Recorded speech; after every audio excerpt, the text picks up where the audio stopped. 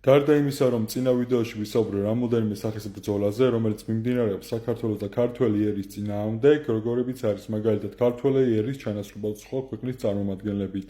ამავდროულად მომავალი თაობის ნარკოდამოკიდებულების გაზრდა, ასე უმნიშვნელოვანესი ბრძოლა მიმდინარეობს საქართველოს და ქართველი ერის წინააღმდეგ, როგორც ბრძოლაც გახლავთ, ბიოლოგიური ომი.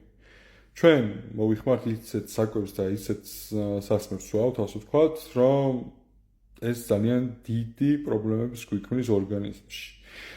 ჩვენი ქვეყანა არ არის თვით წარმოებადი, ანუ შეიძლება ვაწარმოოთ რაღაც პროდუქტი, მაგრამ რაღაც პროდუქტს იმ რაოდენობით ვერ ვაწარმოებთ, რომ ეს ჩვენი ქვეყნის მთელ მოსახლეობას ეკოს. ამიტომაც ეს გარკვეულწილად არა უმეტესწილად დამოკიდებულს ხვდის სხვადასხვა ქვეყნის ბაზარზე და კაცი შვილმა არ იცის ის პროდუქცია იქ როგორ მოყავთ. თუნდაც როგორ შეიძლება ქათამ იზრდებოდეს 40 დღეში და იჭმეოდეს, ხო? ანუ 40 დღეში შეუძლებელია ბუნებრივად რომ გაიზარდოს. ჩვენ არ ვიცით თუნდაც რა ქიმიური დანამატებით ზრდიან კიტრს, პომიდორს, ასე და ასე შემდეგ.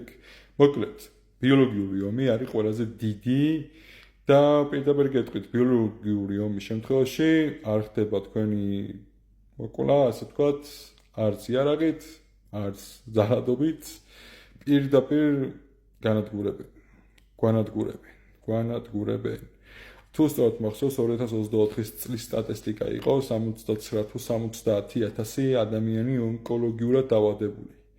მე დარწმუნებული ბევრად მეტი არის სტატისტიკები, ზოგადად ერთი სამთა პრინციპით უნდა დაითვალოთ და ეს დაახლოებით 210,000 ადამიანზე გვაქვს საუბარი. და ისეთი ქვეყნის, რომლის ეთნიკურად ქართველი შეიძლება მინიმუმიც აღარ ვიყოთ და 200,000-ზე მეტი ონკოლოგიურად დაავადებული ყავდეს, წარმოიდგინეთ რა დღესია ჩვენი ქვეყანა. არ ვიტყვი რომ შეუძლებელი არის ამ ომის მოგება და ამ ბრძოლაში გვაქვს შანსები როგორ არ გვაქვს, მაგრამ ამისთვის აუცილებელია სოფლის ეკონომიკა გქონდეს ძლიერი.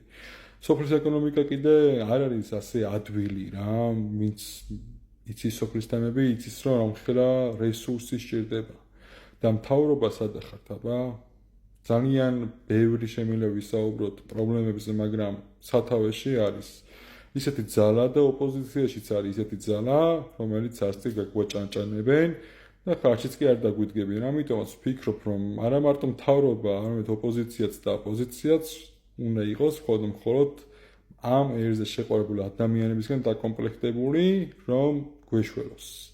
მე კითხავ რომ ექნება გამომიწერეთ, იმიტომ რომ წინ ძალიან დიდი მიზნები მაქვს და გადააზიათ ჩემი ყველა ვიდეო, რაც შეიძლება მეტ ადამიანს მივიდეო მხოლოდ სიმართლე. იმიტომ რომ შევანაძის გვერდში მდგომიდა და მისი დროიდან მოყოლებული, ჯერ ჩვენს ქვეყანას არ ყოლებია არც პატრიოტი ოპოზიცია და არც პოზიცია. და ჩვენ ქვეყნის სათავეში გვჭირდება მხოლოდ ამ ერზე უზომოდ შეყვარებული, ქართველ ერზე უზომოდ შეყვარებული ადამიანები. მადლობა ყურადღებისთვის.